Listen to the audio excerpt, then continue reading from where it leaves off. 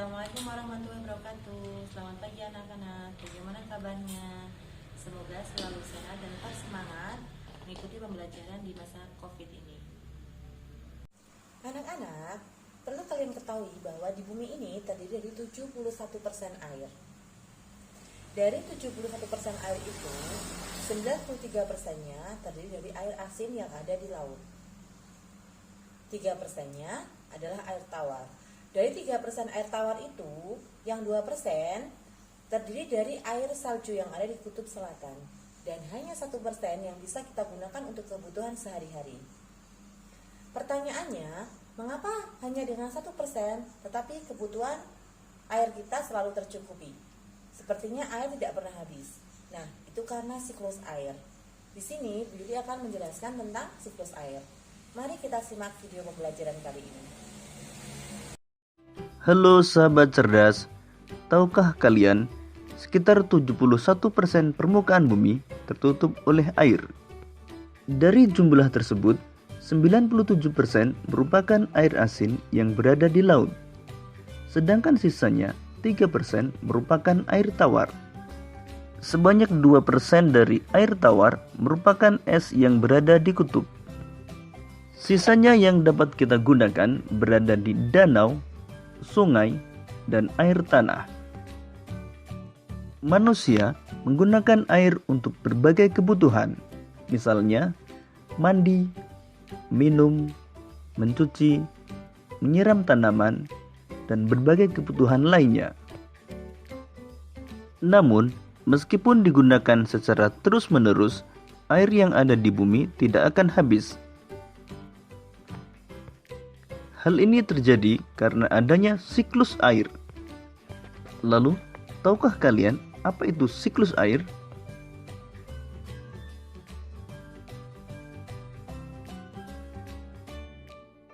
Siklus air adalah sirkulasi atau perputaran air secara terus-menerus dari bumi ke atmosfer, lalu kembali lagi ke bumi.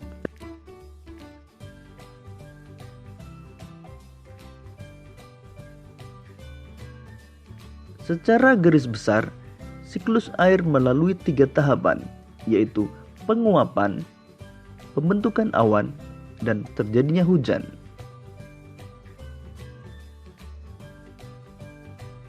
Air di laut, sungai, dan danau menguap karena terkena panas matahari. Proses penguapan tersebut disebut evaporasi.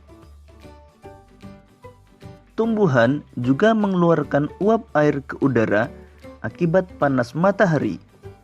Proses penguapan yang berasal dari tumbuhan disebut transpirasi.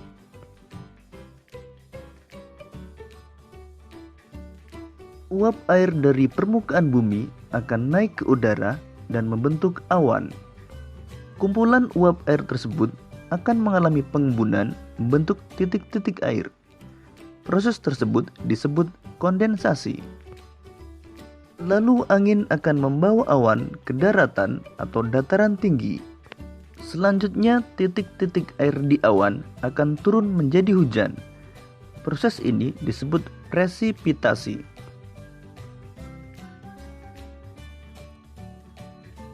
Lalu air akan mengalir ke dataran rendah dan menciptakan suatu siklus yang berlangsung secara terus-menerus.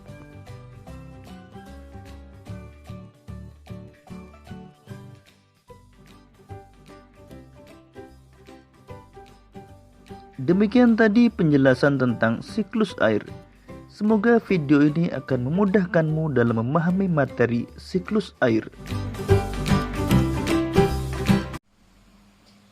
Bagaimana anak-anak? Sudah melihat videonya kan? Sudah paham kan tentang siklus air?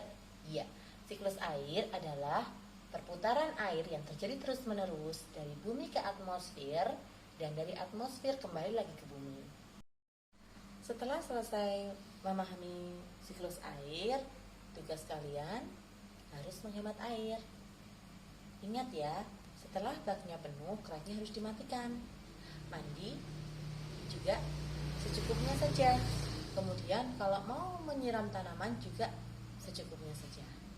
Mari kita sama-sama mengupayakan tentang kelestarian air bersih untuk kita semua. Kemudian ada tugas lagi untuk kalian. Tugasnya yaitu menggambar siklus air dengan kreativitas kalian sendiri, diwarnai sebagus mungkin.